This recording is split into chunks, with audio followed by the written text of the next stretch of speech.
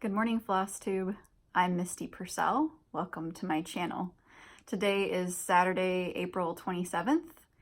Got my trusty cup of coffee. Wait for it. Hi. Wait, it gets even better. So I got this last night as a birthday gift from my friend.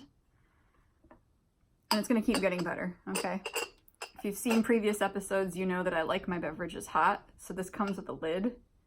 It's about to get even one more level up. We're gonna level up once more. It's so good. Okay. Are you ready for this cuteness? Hi. This is a cat paw. It is on the end of a spoon. So my friend Cynthia got this for me. We exchanged birthday gifts last night. And I just about died. It was so awesome. It's like if someone had designed the perfect gift for me, this would be right up there as one of the most perfect gifts. So I'm still laughing about it, obviously. It's the gift that keeps on giving. How are you? I was just here a week ago. It's crazy to be back again. I hope you've had a good week. My classes are over, thank goodness. Thursday was the last day. We had oral exams, and I got to even go in late, because there weren't that many students taking exams that day. More of them had taken them the day before. And I got to leave early. It was awesome. I got bonus stitching time in. And life is like slowed down so that I can have thoughts in a row coherently. That's been good. So I've still got one more day that hopefully one more day that I need to go in next week on Wednesday for a training event and office hours, and then I've got one student who still needs to make up a couple of things that I'll be seeing. The training that I'm going to is about using Google 360 and Google Virtual Tours as a learning tool for students. And I'm hoping that they're gonna teach you how to use videos that are already out there, tours that are already out there, as well as make your own, and how you can use them in your classroom. And I'm thinking that maybe I could use them as a cultural day activity in my classroom, in the language classroom. So that's what I'm hoping to get out of it. So we'll see. So I'm doing that Wednesday, plus the other stuff that I'm doing. There's a very small chance we're having a department meeting next Friday. I'm hoping no one wants to do that there will be no agenda items and the meeting won't happen. Because I think no one really wants to go in Friday of finals week. We don't have a final in my class, which is why I'm done. So it's been really busy and then suddenly like more chill, which has been great. Thank you so much for the birthday wishes. I really appreciate it. So my birthday is next Tuesday, and a lot of you left me really nice comments. I've received some gifts. Thank you so much for those. I didn't get a chance to ask the senders if I could share, so I won't show them just yet. I'll wait until next week and just check with people to make sure it's okay before I show them. Thanks for your good wishes for the end of the semester, and thanks for your excitement about my next design. I'm really looking forward to releasing that pretty soon. Okay, let's get right into it. So now that I've had more free time this week, I've been rotating the whips. And first, let's look at button up and where button up is. Whoa, just tried to shoot it away from me, the pattern. Okay, this is Prairie Schoolers button up, which I started Christmas Day with Helen and Amy and many of you as well, because we were all excited that this got reprinted. I finished, that block there this week. And so then I've got the bottom row left to stitch, and I noticed that this is full coverage and this is full coverage, and it's like, oh, that's a lot of stitching. Yeah, so I feel a little torn about it, although I do like it. I like working on it, but man, there is a point every time that I'm like, oh, it's so much snow right now, and it's just so snowy, but it looks awesome. It's so sweet, and I'm really looking forward to finishing it and displaying it. And I had something that I thought I would finish it on, a piece that I'd picked up at Home Goods, but I'm thinking I might actually frame it. So I'll see how it looks on the piece I picked up once I am done stitching and make up my mind. So yeah, it's looking great. So 3 blocks to go, and I'm kind of torn between whether I want to, I really want to get it done, but maybe I would enjoy more putting it aside for a while and working on a different Prairie Schooler that's more in the season. I don't know. So I'm debating that. If I did, I would start Where There Are Bees, because last year I stitched Rabbit Run and I wanted to have them as a set. And thank goodness they re-released Where There Are Bees. So I have the chart, I have the same fabric that I used for Rabbit Run, and I'd changed the colors in Rabbit Run, and so I would change them in Where There Are Bees. And I want to have the 2 pieces coordinate and hang on the wall together. So I've been wanting to do that since last year, and I'm like, do I stop working on Button Up? Do I keep it in a quasi rotation and add Where There Are Bees, or do I not let myself start Where There Are Bees until I finish Button Up? I don't know. I don't know what I'm going to do. You have thoughts about that? So I'm up in the air, but that's a possibility. Of course, I can't pick anything small, Prairie Schooler, that I would want to start. Of course, I've got to pick something that will take me like 4 months to stitch, probably, at the rate that I'm going. What are you going to do? I don't know. So then I worked on, I'm doing a 2-day rotation on each of my whips. Work on it for 2 days, and I move on to the next whip, and then I'll rotate again the next week. So I rotated yesterday and today, back the American Flag Quilt Sampler. I'm working on Rhode Island. So it's charted to be green and pink and blue. And the pink and green kind of made me feel like it was a little too 80s, especially because of the heart. And I also have weird mixed feelings about certain shades of green and red together and green and pink together. So I tried doing like gold and pink, and that looked bad. And then I decided to do this. I changed my green from what I'd originally pulled to a little bit different one that was not quite so gray. Maybe a little bit more, I think it's more of a blue-green than what I had originally pulled for this project. So, it's going along fine. I have moments where I love it and moments where I'm like, what am I doing? But whenever I step back away from it, I'm like, that's so beautiful. Keep going, girl. It's beauty. Its beauty helps it happen, because otherwise I would just abandon it probably. But it is awesome. I mean, there's no denying how awesome it is. So I just keep plugging along. And so here's the thing too. Am I like totally just wanting to quit everything that I'm doing and start new things? Do you have that feeling about what I'm about to say? I'm wondering if like there's some way that I can mentally trick myself into not counting that as a whip so that I can feel guilt-free whenever I want to start something or work on something, but then I also need to keep it in the rotation. So this like brings up a question that I have. As whenever Stitch Mania comes around, then we all kind of want to join in because it does look awesome. Like all the projects people are pulling look amazing. And of course we all have all these amazing things in our stash. And some people are able to start a lot of projects and not be stressed by that. And then other people are not able to do that. And they find having too many projects extremely stressful. And obviously everyone is different. And I'm trying to figure out like, what is it about us that makes us different? Like, are people who don't mind having a lot of projects going just really good at compartmentalizing? And so they just don't even, it's like those projects aren't even there? Is that how if you're someone who can have a lot of projects going at once, not that you're necessarily rotating them all, but if you're someone who can do that without stress, what happens? Do you just not think about those projects and it's like they're not there? Or how do you not get stressed? Because I do get stressed. I mean, I can put them away and sort of not think about them. But what I find happens to me, and I don't know if this happens to other people, but it's like there's this jumble in my head of projects and they're like eating up my hard drive space and like slowing down all the processes. And I don't know why that is. Like, it is just for fun. Like, why is this stressing me out if I have a lot? But it does. So I'm just curious as to your thoughts as to why it's stressful or why it's not stressful. For those of you who are not stressed by having a lot of projects, like, what do you, I mean, I know a lot of people will say like, oh, I just have a few stitches in this fabric. And so it's like not even having a start. I think I heard Jan saying that, which I guess it's true, but I sort of think of it as started. So maybe it's just like whether you think of it as started or not, or I don't know how much importance you give it.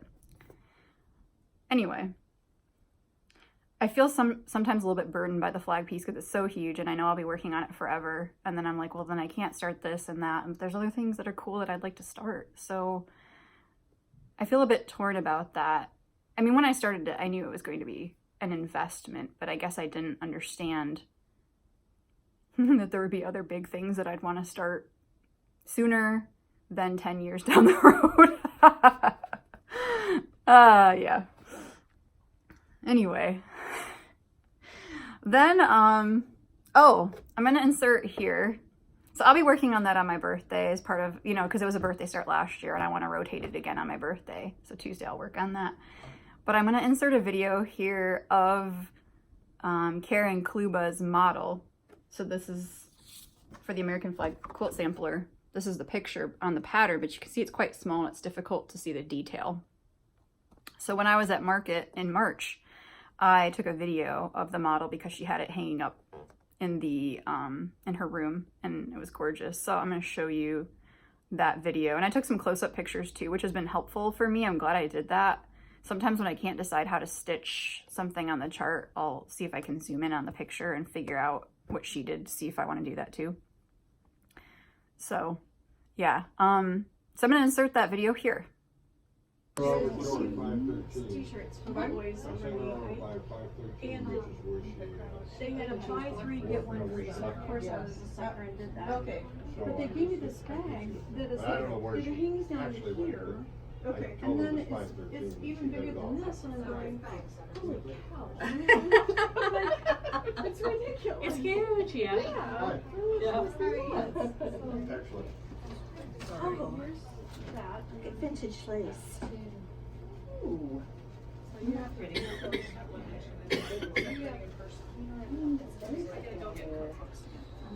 Oh, sorry. Sorry, I'm gonna do a dance. Alrighty. Next up, I brought Sally Spencer back into the rotation. So I started Sally Spencer belatedly last year. There was a stitch along.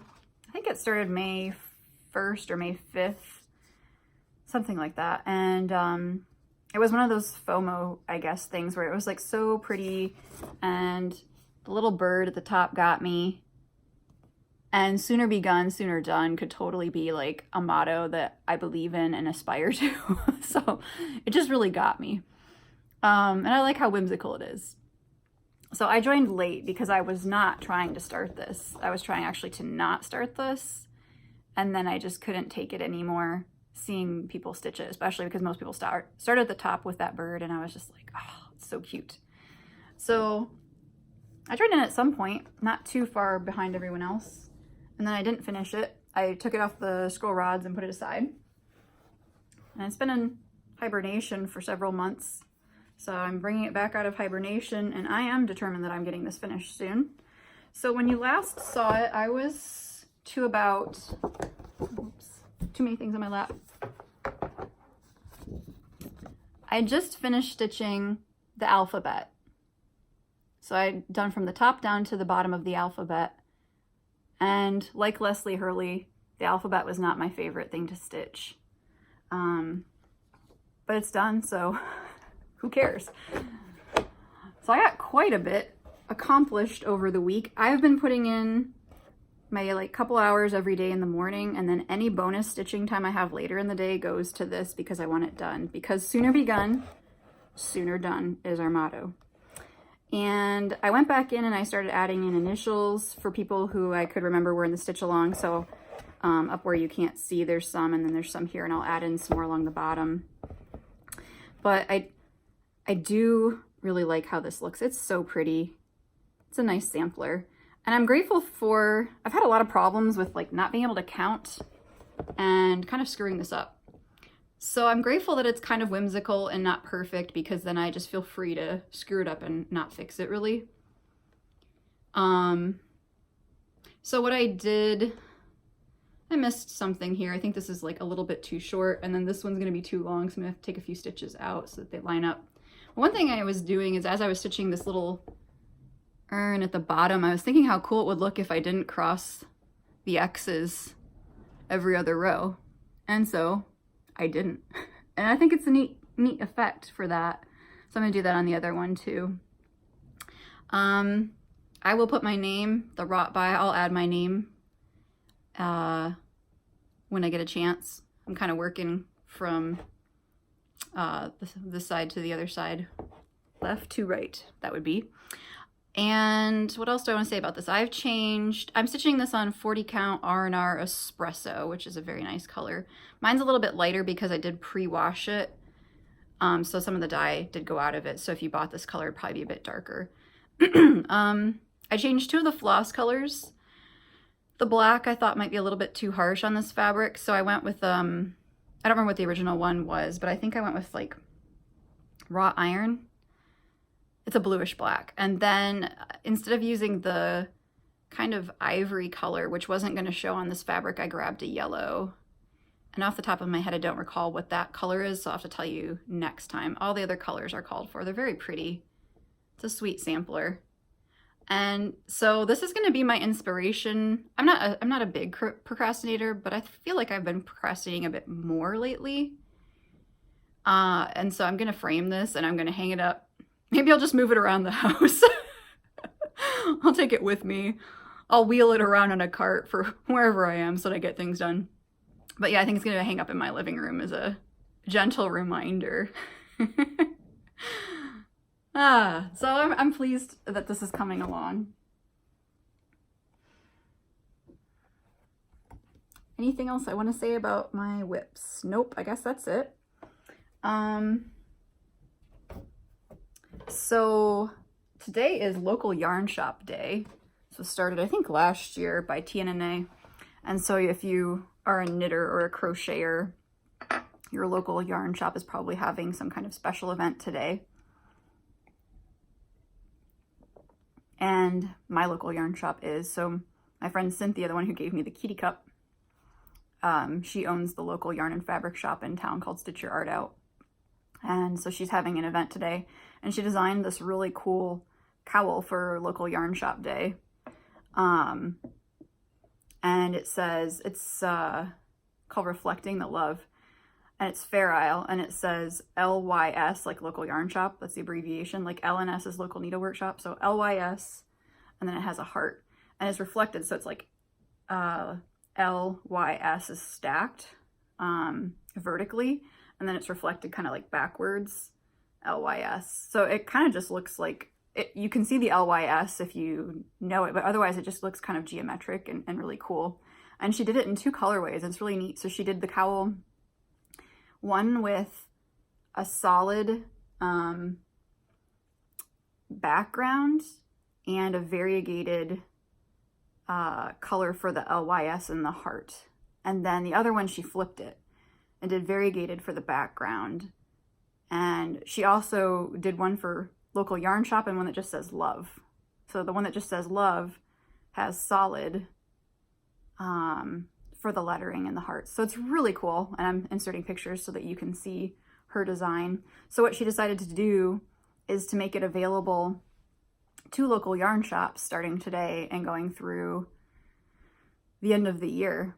The only way that you can get the pattern is by going to your local yarn shop and asking them to buy it for you. So I don't know if you know about in-store, Ravelry in-store purchases, but basically, if you're a designer on Ravelry, you can offer your patterns wholesale to local yarn shops through Ravelry, and then the local yarn shop can sell your pattern in their store when someone wants to buy it. Like, they don't have to print out a bunch of copies or anything. They just, someone wants to buy it, they come and ask for it. As long as the designer has made it available that way as a wholesale item, then they can purchase it for their customer, and they also make some money from the pattern sale, which is really cool. So it's like the designers are helping the shop and the shop's helping the designer. Not all designers choose to do that on Ravelry. I have like one design on Ravelry and I made it available that way to help out shops. But anyway, her pattern is available that way. So if you're interested in the pattern, you can ask for it at your local shop and it's called Reflecting the Love. So going back to Mania, another question about Mania. How do you decide how many projects is too many projects going? Do you just feel a sense of panic? Or like what's your maximum number? I feel like in terms of one single hobby, it probably depends on how time consuming it is, but I can probably handle 3 to 5 at most of a hobby, but that, you know, because I have multiple hobbies, I actually have a number of whips, or well, most of them are not being rotated, but I have a number of unfinished projects in all the hobbies. So it's not like I have 5 total. It's like 5 times 5 is 25 or more. There's no weaving. Well, I guess I have one weaving whip, kind of. So anyway, I'm just curious if you feel like sharing that as well. I'm curious to know. It would be an interesting poll to talk about that. And what else do I want to say today? Okay, so let's talk about like kind of news around stitching news, shout outs, things like that. I watched Jenny McStitcher. She is in Canada. She has a first Flosstube video out. And she's very interesting. Like, she's an interesting person to listen to. She seems to have a good sense of humor. She said that she was going to join Mania because she's got like a stressful life event coming up, and she wanted to kind of do something fun to decrease her anxiety about that. So she's going to do Mania, and she shares a bunch of the projects that she's going to work on. It's interesting to see the things that she picks, because some of them are things I've never seen before. And I liked, she's got this wood display behind her with all these little kind of boxes in it, and she's got salt shakers in it. But she was talking about taking the salt shakers out and putting cross stitch in it. And she said there's 25 boxes, and she said that's an advent calendar waiting to happen. And I just had to laugh because that's exactly how I would think too. So go check her out. I will link her below. And other news, man, have you been watching Jerry Caudell? She's the Yankee Creek Stitcher. Have you been watching all of her projects for early Stitch Mania in April? Oh my gosh, everything she stitches is like something that's in my stash or something I want to stitch. So every time I watch her or follow her on Instagram, it's like, I'm just like, oh, I want to start that now too. So Jerry, if you're watching, you're doing an awesome job. And also Jerry, I got a peek of your tattoo on your arm in your last video, and I want to see that tattoo. So can you show that in a future video? Also, when Jen Lee just did the last 24 hours of cross stitch, I didn't participate officially because I was at a retreat and I was stitching my own design. I couldn't share it, but I did participate. I did stitch while I was at the retreat a lot, and I would like to join in officially. So she just announced that there's going to be a take 3 and a take 4. The take 3 is in June, the take 4 is in August, and it's going to be 48 hours instead of 24 so that you can sleep, which is awesome. So the first one I think is June 7th tonight, so I'm planning to join in. So I should probably join that Facebook group because I'm looking forward to that. What else? Other news. Thank you so much for those of you who got in touch with me about the Bent Creek spooky mantle to let me know that you'd seen it or give me ideas. And there is a kind soul out there who was willing to trade with me. So I'm excited. It's on its way to me, and I can't wait to get that here. And I might throw everything down and just start it when it gets here. So I'm thrilled. So thank you so much. So because I'm still in a Halloween mood and I love Halloween, I thought I would share with you 13 plus 1. 13 because it's Halloween, I guess. 13 charts I have in my stash that I would love to start right now that are Halloween, plus 1 because I found a 14th, but I wanted it to be 13. So we'll look at those charts for my stash. Okay, so you'll have seen some of these before. The plus 1 is the Scary Apothecary. And, you know, I've been talking about this like every video, so I really do want to start this. I just don't know when I can fit it in, but one of these days it will happen. And I think I'm going to start it all on one piece of fabric, which could be a bad idea, but I might do it that way. Maybe I should wait until they all come out. I don't know. Whatever. Just don't mind me. Okay, so Scary Apothecary was the plus 1. And then here's 13 more. Okay, this is what Helen's stitching. And every time Helen stitches this or shows it, I'm like, oh my gosh, I want that. So the tingles, and this seems to go pretty fast. So that's something that seems doable. I think I could get that done quickly. That's Lizzie Kate, by the way. The Ghost Alphabet, I had seen this on Cheryl McKinney's channel quite a while ago. I think she was stitching it, and it was just, oh, look at the cat and the O. Oh my gosh, it's so good. Why didn't I design this? I love it. It looks like something I would design because it's just awesome. Okay. This is Halloween Town, Madame Chantilly. Is that right? Yes. Got this a couple years ago. My friend stitched it. Finished it. Me? Nope.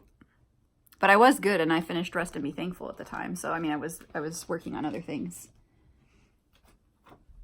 Another of the 13 awesome, I mean, I have more than 13, but these were like, if I could start something now, what are like my top 13 +1 charts? This is the Halloween Alphabet sampler. This is so good. I think this one could actually go pretty fast. So this one is tempting. Should next year's Mania, if I could bring myself to do it, just be like all Halloween? Wouldn't that be awesome? Hindsight, I think is how you say it. Cool. I have one of the welcomes done, the seasonal welcomes from the Drawn Thread. This one needs to happen at some point. Ah, I love the Drawn Thread. They're so good. Also, Barbara Anna, you are awesome. Look at that. Isn't that amazing? I want to start this right now too. Ah, here's a bunch of charts I wish I could start. So good. So I had to get this because Priscilla was stitching this. And then I think Yvonne was stitching this. And it's just so good. I need to get all of these, I think, because they are all awesome. Helen just finished the Stars and Stripes. I really want to stitch that one especially as well. And the Christmas one, I think, too. This one I've shown you before. I was like searching high and low for this. Finally figured out what magazine, just Cross Stitch magazine it was in. So I've stitched the cat with the tree at Christmas. I did that last year. And this should be something that I do soon. Over one, probably, because that would be awesome. Okay, then Scary One. Another fabulous design that I think would be a relatively quick stitch. And last, oh, nope, not last, because it's not been 13 +1 yet. Hocus Pocus by Prairie Schooler. I have a lot of awesome Prairie Schooler Halloween charts, and it was difficult to pick, like, what would I stitch next? But I think this is the one that I would stitch next. I'd also consider doing these as just separate ornaments and not necessarily doing them as the whole sampler piece, because I especially love the crow, the cat, and the witch. Although that's pretty cool. I don't know. I love them all. What am I talking about? Then we've got, I showed this last year. Happy Halloween Companions. Look at that scared cat. It's so cute. It's awesome. And then, okay, this is the last one. These are the Bent Creek Snapper series for Halloween, which was my reward last year for finishing my taxes. This year, I don't think I rewarded myself. I missed out on an opportunity. They do come, like snappers, I don't know if you know, I didn't know this, but the snappers come with snaps. That's why they're called snappers. Bent Creek is so good. Everyone is so good. We are lucky. We are lucky stitchers. The cat. I love that cat. And then here's the border, which shows you all of them together. Oh wait, I forgot one. The witch. So that's my 13+1 Halloween charts that I would start right now if I could do that. If I could mentally compartmentalize all of my different projects and forget that they exist for a while so that I could enjoy stitching other ones. And I'd have to buy a lot more scroll rods. Yeah. Okay, and the reason this isn't included is because I am starting it. My birthday start, as I've said like 1 million times. Sorry, I'm saying it one more time before my birthday. I'm starting this April 30th. I am prepared. I've loaded my fabric onto my scroll rod. This is macchiato. It's kind of a brownish color. So I think what I'm gonna do, because I'm so excited, is I'm gonna figure out where my first X needs to go, and I'm gonna make it in advance so that I can come down like 5 a.m. on my birthday and just dig in without having to think, because I'm that excited about it. Okay, so I think that's it for what I'm working on, and then I just want to talk about my shop update next. Wait, one other thing. Just a second. Okay. Look at this Bitzy bob that I got from Kelly Stodola. Isn't it amazing? Oh, it's so cute. This is like, again, one of those perfect things. Like, these snowmen are so adorable. This is like the perfect Bitzy bob for me.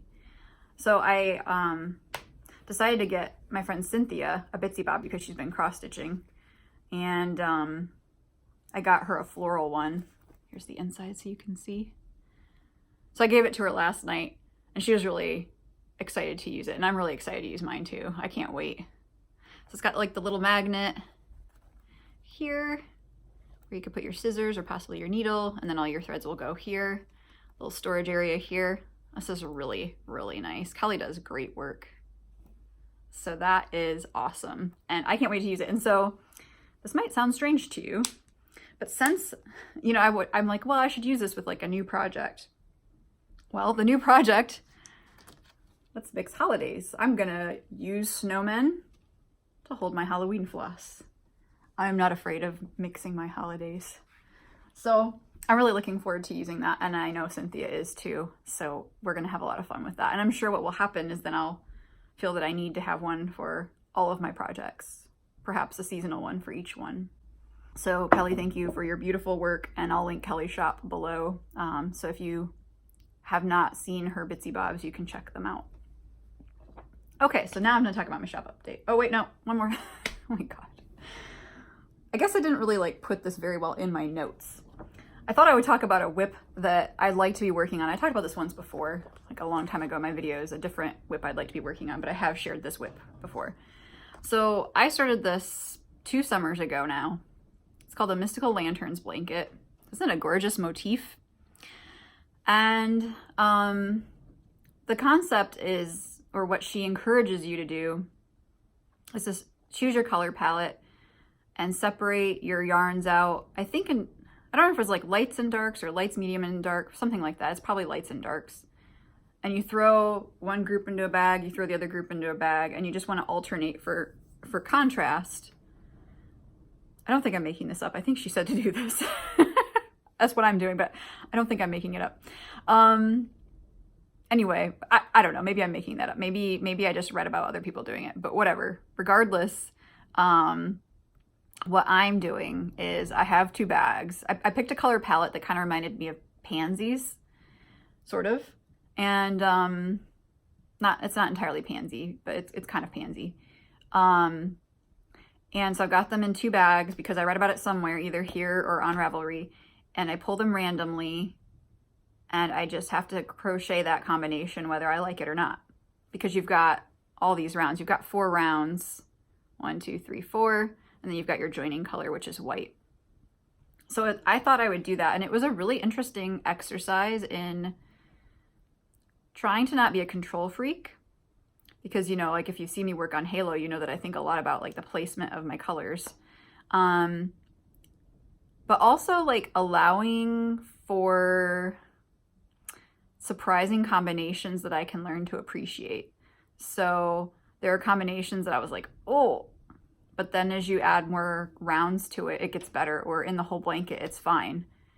Or there's color combinations I would never combine that I'm like, ooh, that's cool. And so it's really been kind of an interesting learning tool of just like how color works together, and like learning about, I guess, what you like and what you don't like, and then when it matters and when it doesn't, which is to say that oftentimes a particular color doesn't matter so much in small amounts in a blanket that has a lot of color, right? Just like with quilts, it would be the same thing. So I'd like to get this back into the rotation. And so this kind of goes along with the yarn shop day. I've got quite a bit of, you know, this much done, and I've also got some other panels done. And the reason that I didn't sew any more together or crochet any more together, this is a quasi join as you go. Like you do one strip and then you join it to the rest of the blanket. I stopped because I'm low on the white, and I would need to kind of alternate. So I need to go get more white. So today I'm going to go to my local yarn shop in honor of local yarn shop day, and I'm going to get some more white for this blanket, and then I can start joining more panels and get this a bit wider. But it's really pretty. I love it.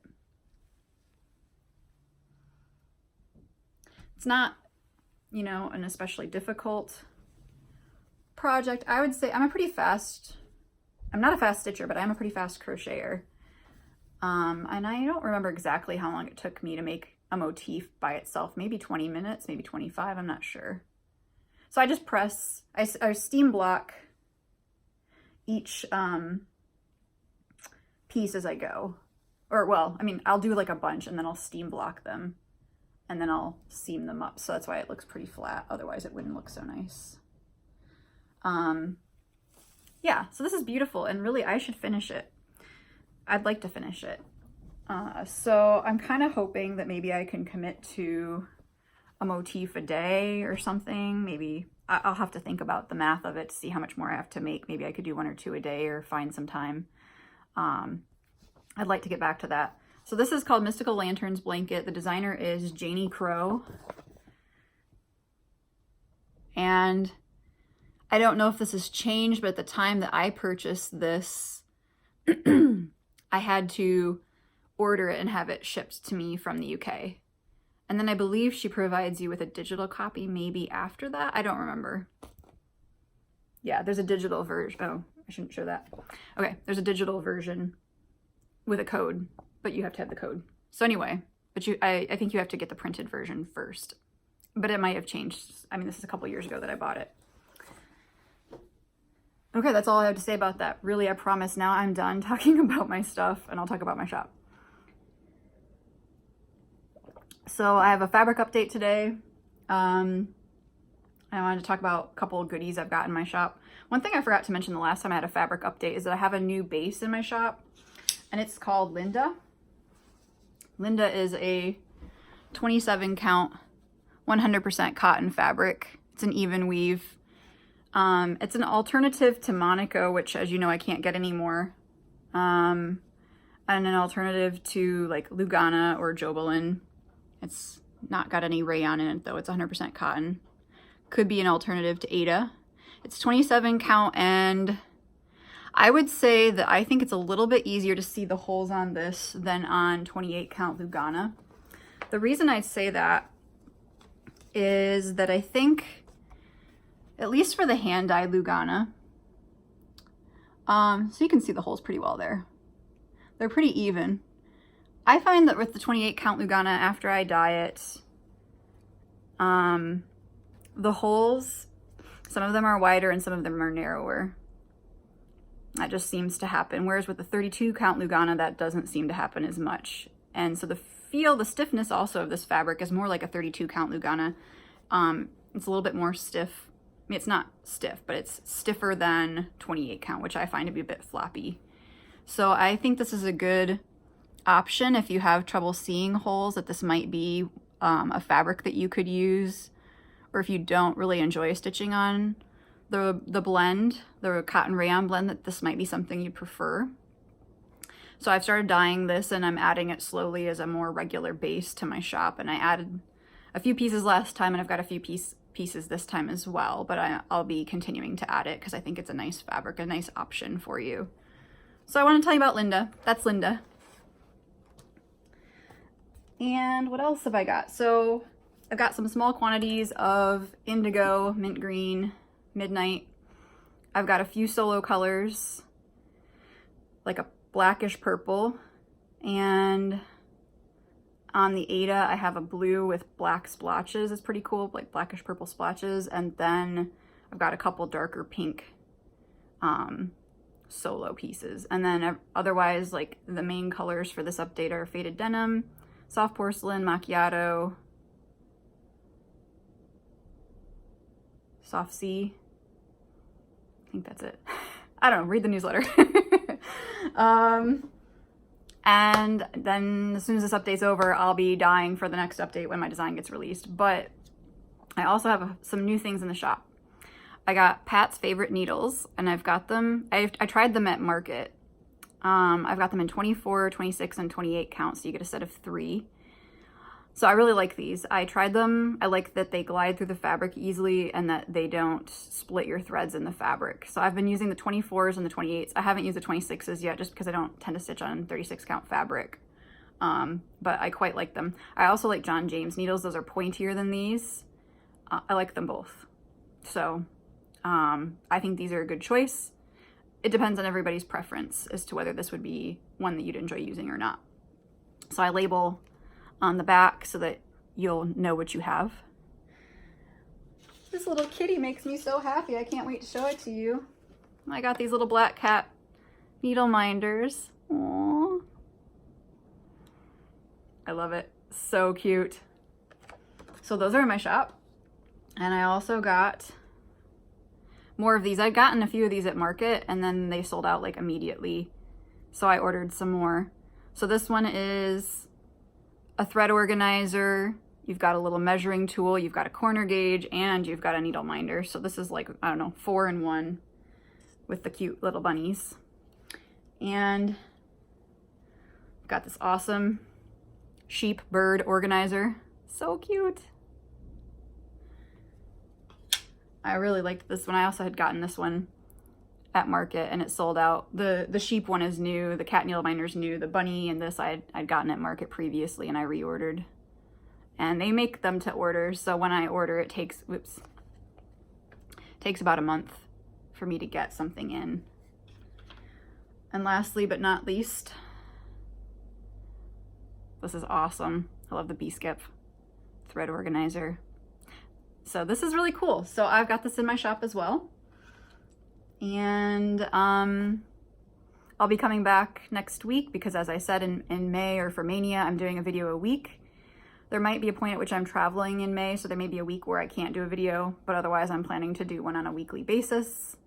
And I'm getting ready to dye fabric for my next update with the new design release. That'll be coming in about 2.5 weeks. So thank you so much for hanging out with me today. I hope that you have a wonderful weekend and I will see you next week. Take care.